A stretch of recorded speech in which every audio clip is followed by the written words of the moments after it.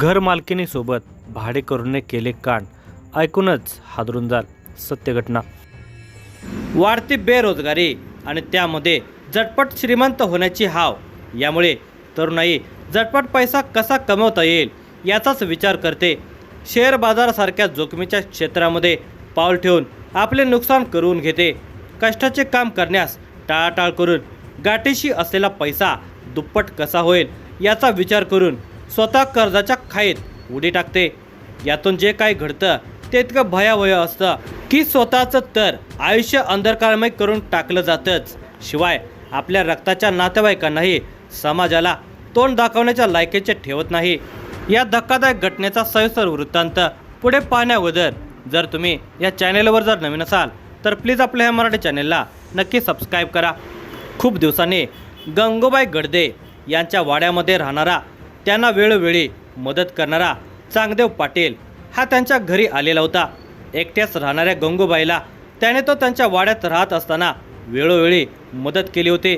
त्यांच्याशी गप्पा टप्पा मारत होता.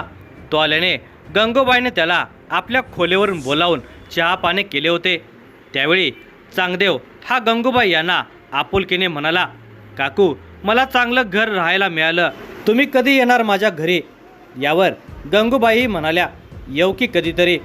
कधीतरी कशाला, आज आणायचे आलोच आहे तर चला की माझ्याबरोबर. एवढा आपुलकीने बोलावतो म्हटल्यावर गंगूबाईही त्याच्यासोबत निघाल्या. तो पुढे बाहेर येऊन थांबलेला होता.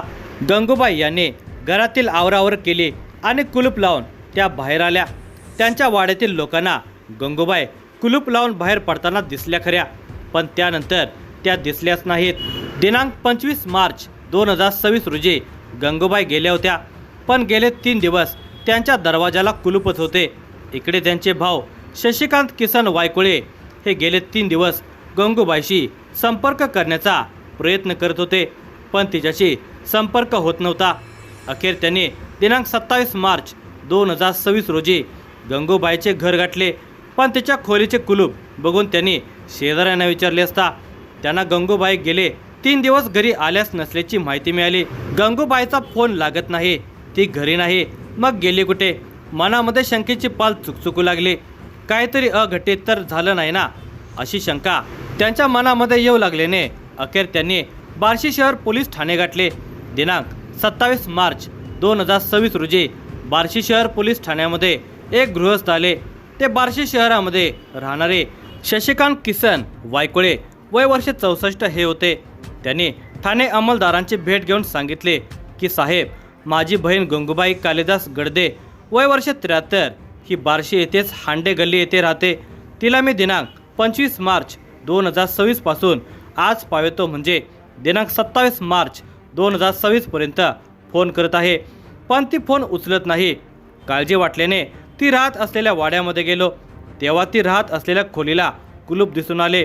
तिच्या वाड्यामध्ये राहत असलेल्या 2 भाडेकरूंना गंगूबाई कोठे गेल्या असे विचारले, तेव्हा भाडेकरूंनी सांगितले की दिनांक 25 मार्च रोजी दुपारी 12 वाजता गंगूबाई या घराला कुलूप लावून बाहेर गेल्या.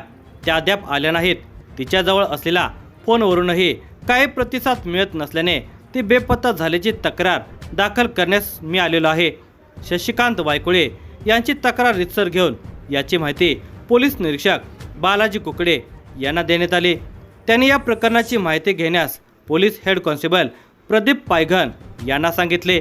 तसेच शशिकांत वायकुळ यांना तुमची बहीण कोणत्या नातेवाईकांच्याकडे गेली आहे का याची माहिती घ्या, आम्ही आमच्या पद्धतीने तपास करतो असे सांगण्यात आले. त्याप्रमाणे शशिकांत वायकुळे यांनी आपल्या नातेवाईकांच्याकडे चौकशी केली, मात्र कोणत्याही नातेवाईकांच्याकडे गंगूबाई गेलेली नव्हती. शेवटचा प्रयत्न म्हणून त्यांनी दिनांक 29 मार्च 2026 रोजी गंगूबाई राहत असलेल्या वाड्यासमोरील दुकानदारास गंगूबाई कोठे गेल्या याची माहिती आहे का असे विचारले असता दुकानदार म्हणाला की दिनांक 25 मार्च 2026 रोजी दुपारी 12 वाजता गंगूबाई यांच्या वाड्यामध्ये राहत असलेला एक जुना भाडेकरू चांगदेव पाटील हा आलेला होता. त्याच्याबरोबर गंगूबाई जात असल्याचे मी पाहिलेले आहे. गंगूबाईचा शोध घेण्यासाठी एक मार्ग सापडला होता. त्यामुळे शशिकांत यांनी लगेच बार्शी पोलीस ठाण्यामध्ये जाऊन याची माहिती दिली. पोलिसांनी चांगदेव पाटील यांचा मोबाईल नंबर मिळवला, त्याला फोन केला मात्र त्याने आपण मंगळवेढा, जिल्हा सोलापूर येथे असल्याचे सांगितले. नंतर दुसऱ्या दिवशी पोलिसांनी त्याला फोन लावला. त्याचा मोबाईल बंद असल्याचे आढळून आले. यामुळे पोलिसांना चांगदेव पाटील विषयी संशय बळवला. पोलिसांनी पाटील राहत असलेल्या परिसर, पवार बिल्डिंग, शिवाजीनगर येथील CCTV कॅमेरे तपासले. तेव्हा दिनांक 25 मार्च 2026 रोजी गंगूबाई या चांगदेव बरोबर त्याच्या घरामध्ये गेल्याचे दिसून आले. त्या घरातून बाहेर आल्याचे मात्र दिसले नाही. यामुळे पोलिसांना चांगदेव विषयी संशय आणखी बळवला. पोलिसांनी तपास करून दिनांक 1 एप्रिल 2026 रोजी चांगदेव पाटील याला ताब्यात घेतले. त्याच्याकडे चौकशी केली असता तो उडवाउडवीची उत्तरे देऊ लागला. गंगूबाईविषयी आपणास काहीच माहिती नाही असे सांगितले. मात्र पोलिसांनी त्याला तू केव्हा गंगूबाई यांना घरी आणले याचे सर्व CCTV फुटेज आमच्याकडे आहे. यामुळे तू खोटे बोलू नकोस. गंगूबाई यांना कोठे ठेवले आहे याची माहिती दे असे सांगितले.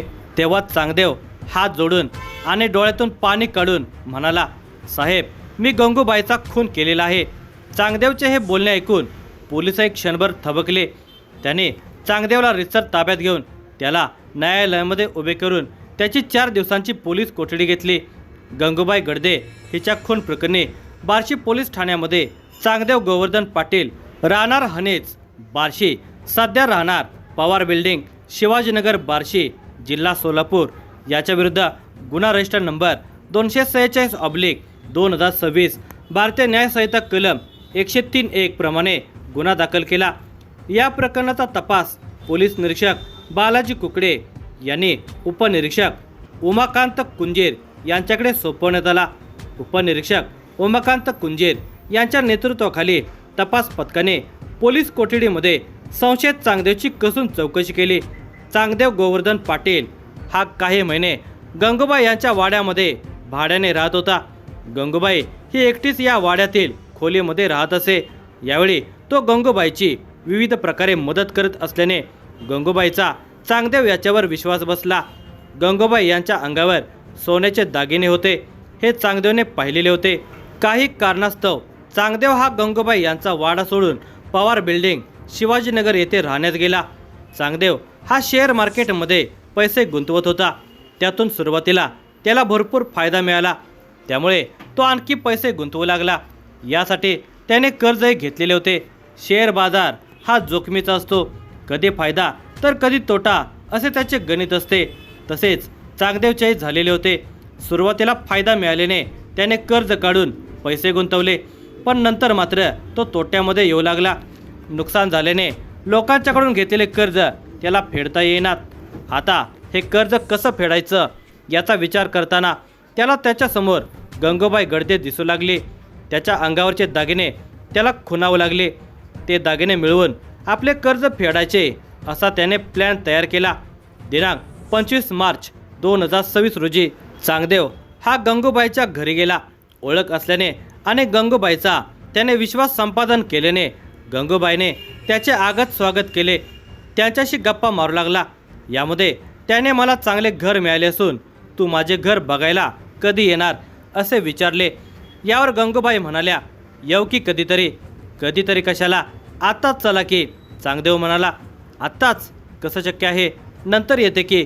गंगूबाई असे म्हणतात चांगदेव म्हणाला, आज मी आलोय की नाही, नंतर मला वेळ मिळाला की मी येईन, नाही येईन, नंतर विसरून जाईल. आता मी अनायसे आलोच आहे तर तुम्हाला घेऊन जातो आणि आणूनही सोडतो. गावातच तर घर आहे आपलं.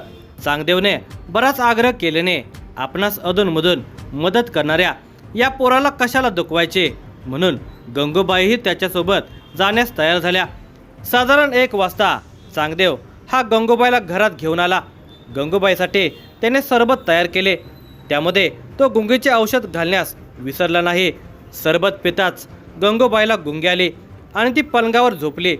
ही संधी साधून चांगदेवने गंगूबाईच्या गळ्यातील, हातातील, कानातील सोन्याचे दागिने काढून घेतले. थोडा वेळ तो तसाच बसला. आपण गंगूबाईला असे सोडले तर ती जागी होईल आणि आपले दागिने गेले म्हणून कांगावा करेल. या भीतीने त्याने तिचे तोंड, गळा टॉवेलने दाबून खून केला. मृतदेह घरात ठेवणे शक्य नव्हते, कारण हा प्रकार उघडकीस येईल म्हणून त्याने मृतदेहाची विल्हेवाट लावण्याचे ठरवले. गंगूबाईचा मृतदेह चांगदेवने एका पोत्यामध्ये भरला. नंतर त्याने तो मृतदेह आपल्या कारमध्ये ठेवून गाडी सुरू केली. बार्शी कुर्डुवाडी रोडवर असलेल्या एका नाल्यात गंगूबाईचा मृतदेह टाकून दिला. तिच्या अंगावरचे काढून घेतलेले दागिने सराफाला विकले. पोलीस कोठडीत चांगदेवने सविस्तर माहिती दिल्यानंतर पोलिसांनी बार्शी कुर्डुवाडी रोडवरील नाल्यामध्ये जाऊन गंगूबाईचा मृतदेह ताब्यात घेतला. खून होऊन 5 ते 6 दिवस झाल्याने गंगूबाईचा मृतदेह कुजलेला होता. पंचनामा करून मृतदेहाचे विच्छेदन करून तो नातेवाईकांच्या ताब्यात अंत्यसंस्कारासाठी देण्यात आला. मोठ्या जड अंतःकरणाने तिच्यावर अंत्यसंस्कार करण्यात आले. या प्रकरणाचा तपास पोलीस अधीक्षक अतुल कुलकर्णी, अप्पर पोलीस अधीक्षक प्रीतम यावलकर, उपविभागीय पोलीस अधिकारी अशोक सायकर यांच्या मार्गदर्शनाखाली पोलीस निरीक्षक बालाजी कुकडे, उपनिरीक्षक उमाकांत कुंजीर यांनी केला.